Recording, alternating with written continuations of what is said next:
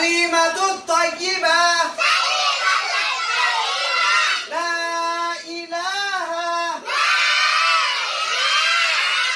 ইল্লাল্লাহু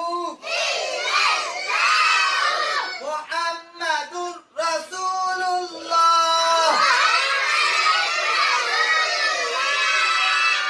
কালিমাতুত তাইয়্যিবার অর্থ আল্লাহ তাআলা ব্যতীত কোনো মাবুদ নাই।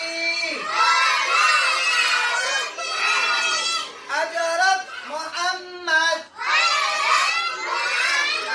সাল্লাল্লাহু আলাইহি ওয়াসাল্লাম আল্লাহ তাআলার সর্বশেষ রাসূল।